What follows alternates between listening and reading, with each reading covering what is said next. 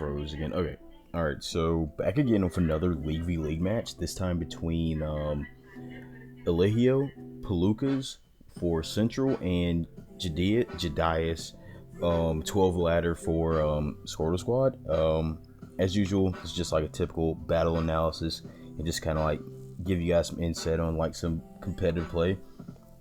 But for anything, I mean, like the video, subscribe. I mean, definitely do those two things, and I mean, it helps me with the algorithm and all that other fun YouTube stuff. But let me go ahead and put this speed slow, music off, and let's go. So Elijio has okay, so this is a pretty Elijio's probably like one of the best battlers I know.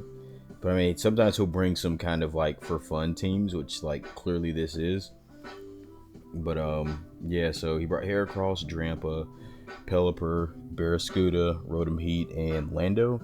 And then Jadias brought Volcanion, Garchomp, Clef, Melmetal, Hydreigon, and Zeraora.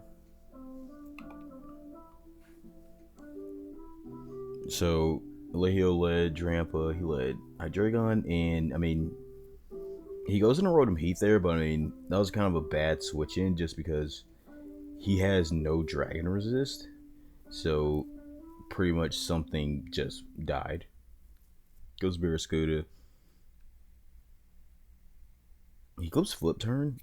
I would have honestly expected him to go for maybe Close Combat because that hits everything except for Clef. And then if Clef decided to come in instead, I mean, he'd just go Pelipper and set up the Rain. But yeah, I mean, Volcanion against Rain is a bad matchup. So Drampa misses the Thunder, which I mean, really sucks. Then he goes into Chomp, which I mean, that does damage. And then his only switch in, honestly, is Lando T.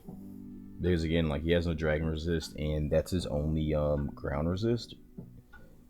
Well, he's got Heracross, but still, you don't really want that to get bopped by a potential like Dragon Claw or something.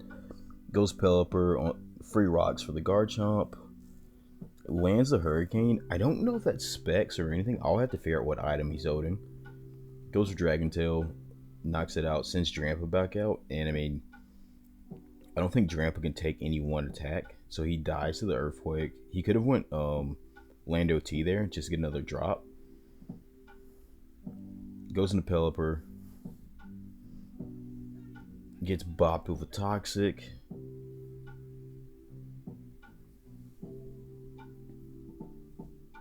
And again, I mean, lands the Hurricane, and he ends up beating the Garchomp because of the confusion damage.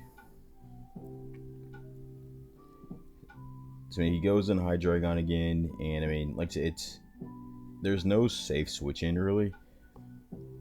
Heracross like manages to survive because I mean, Dark Pulse is not very effective.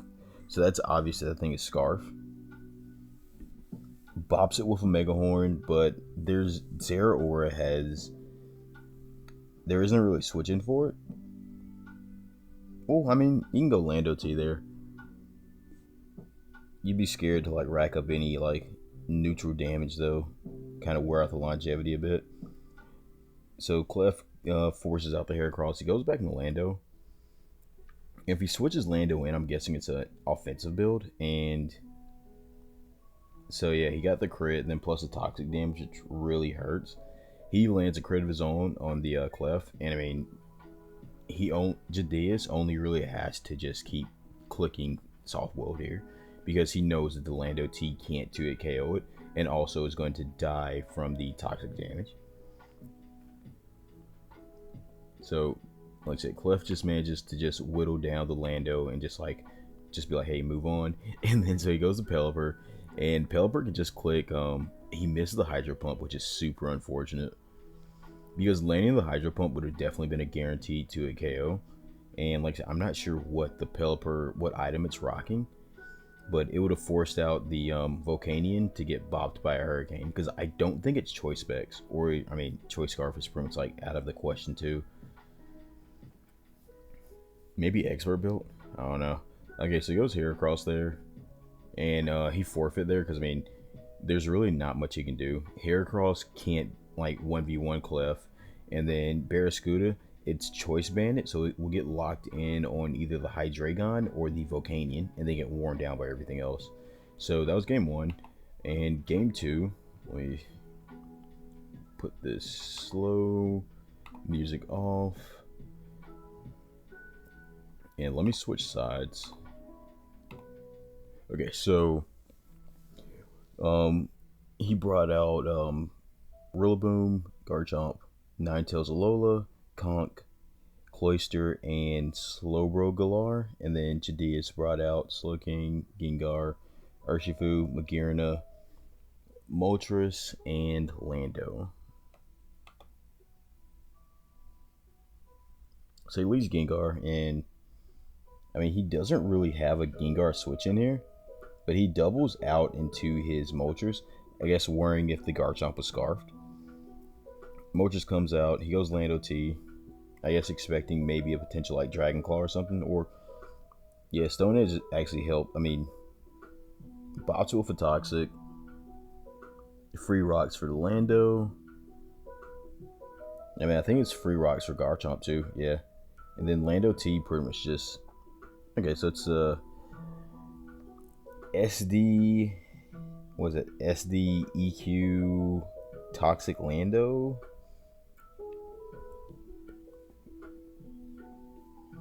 Yeah, that's a really weird set. It's a kind of a combination of like two different spreads. Goes Ninetales here, and I don't think anything except for maybe Magearna wants to switch in. So he left Landorus in, which was kind of weird when he had he has like Slowking and he has Magearna in the back. Magearna will be the safe switch in. Goes into Cloyster on the Gengar and gets bopped by a Sludge Wave, which just, I mean, decimates it. With like Urshifu gone, I mean, at the time of me recording this, Urshifu is gone in OU. Definitely we'll see more Gengar and just other Ghost types and Psychic types. So he gets a knockoff on the Moltres, gets rid of his heavy duty boots. But he has to get rid of Moltres for it to really matter too much, because if he forces Moltres out under like, was it 25% or 50%, the rocks will really like hurt it a lot. So he goes Conk, goes into his Ninetales Alola. He goes for Aurora here.